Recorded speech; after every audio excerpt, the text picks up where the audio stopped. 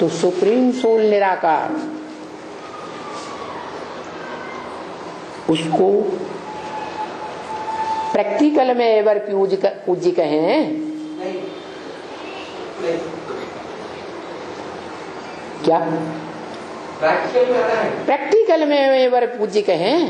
Practical शरीर के द्वारा होता है, शरीर की इंद्रियों के द्वारा होता है। और ब्रह्म वाक्य है कि मेरा तो लिंग ही पूजा जाता है और इंद्रियां मेरी नहीं पूजी जाती।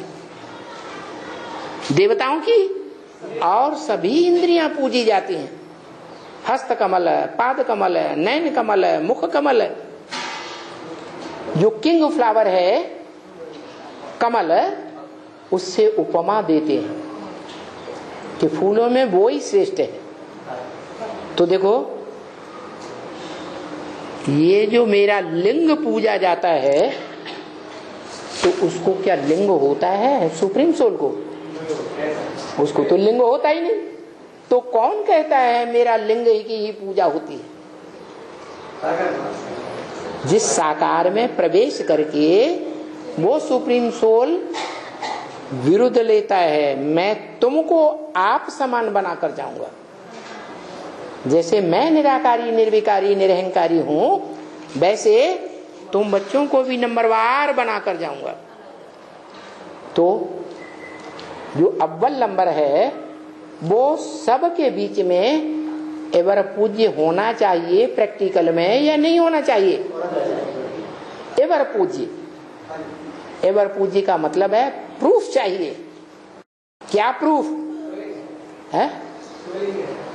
हाँ, जो कामेंद्रिय को जीतना किसी के बस की बात नहीं है, वो एक ही है जो कामदेव को भस्म करने वाला बताया जाता है शास्त्रों में। कौन? शंकर।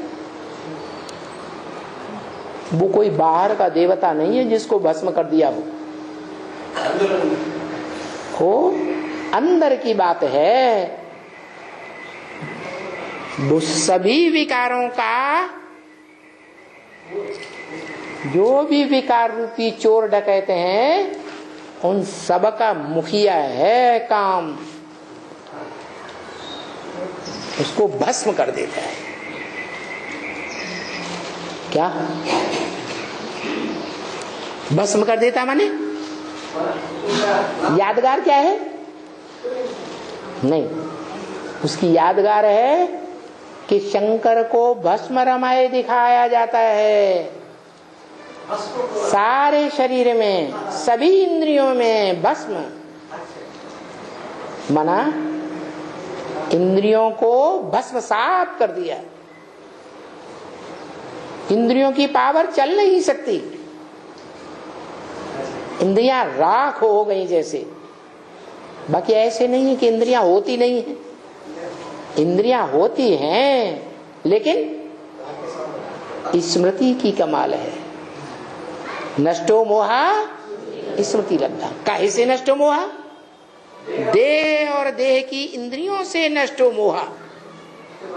देह से कोई भी सुख नहीं लेना, देह की इंद्रियों से कोई भी सुख नहीं लेना।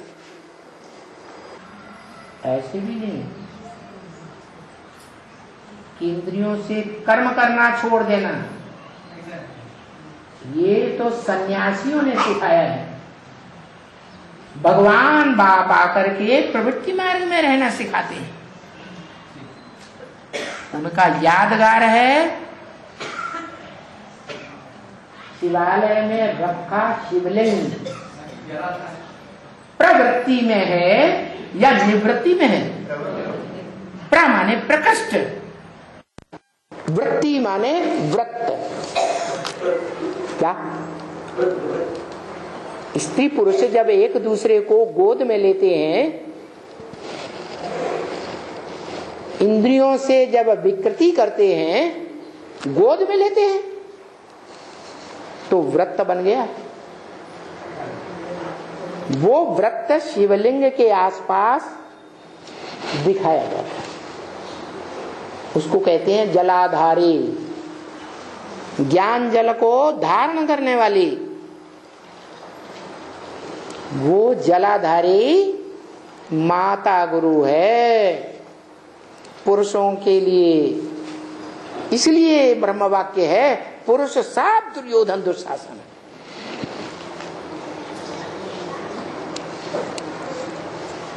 काम विकार के उद्वेग में जब आते हैं तो जानवर बन जाते हैं। कन्या को क्या तकलीफ होती है, ये जैसे जानवर नहीं सोचता वैसे सोच ही नहीं सकते। तो बताया कि इस काम विकार को जीतना बड़ा कठिन है सिवाय राजयोग के। राजयोग ऐसा है जिसमें कर्मेंद्रियां शीतल हो जाती हैं, जिसकी यादगार अमरनाथ में दिखाई गई। क्या? बर्फ का। क्या लिंग कोई बर्फ का होता है?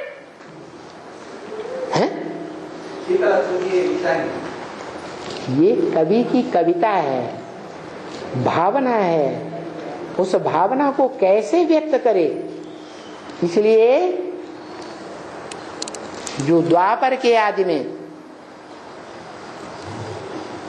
जो भी मूर्तिकार हुए, चित्रकार हुए, उनकी भाव भंगिमा ने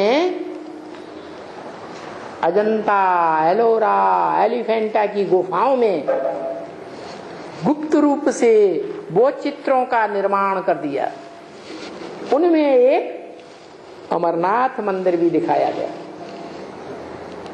जहां बर्फ का लिंग बनता है। वास्तव में बर्फ का लिंग तो प्रैक्टिकल में हो ही नहीं सकता, लेकिन ये तो योग बल है जिसे सहज राज योग बल कहा जाता है। गीता का ज्ञान सहज राज योग, सहज ज्ञान, जो इंद्रियों पर विजय प्राप्त करना सिखाता है। लेकिन जितना गुड़ डालेंगे उतना ही मीठा होगा। क्या गुड़?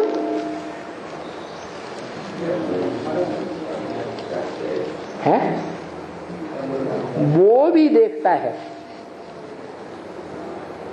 कि मेरी पढ़ाई पढ़ने के लिए कौन से बच्चे हैं जो तन, मन, धन, समय, संपर्क सब कुछ इस यज्ञ कुंड में स्वाहा करते हैं। कौन सा यज्ञ कुंड? अविनाशी रुद्र ज्ञान यज्ञ कुंड। इसका विनाश होता नहीं। ऐसे नहीं संगम युग खत्म हो जाएगा तो ज्ञान खत्म हो जाएगा, नहीं। सतयुग, त्रेता, द्वापर में देवताओं की सृष्टि में भी देवताएं ज्ञान के सार रूप ज्योति बिंदु में टिकेंगे। ज्ञान का सार क्या है? आत्मिक स्थिति निरंतर बनी रहे। और जब द्वैतवादी द्वापर युग आएगा तो भी बुद्धि में ज्ञान टिका रहेगा।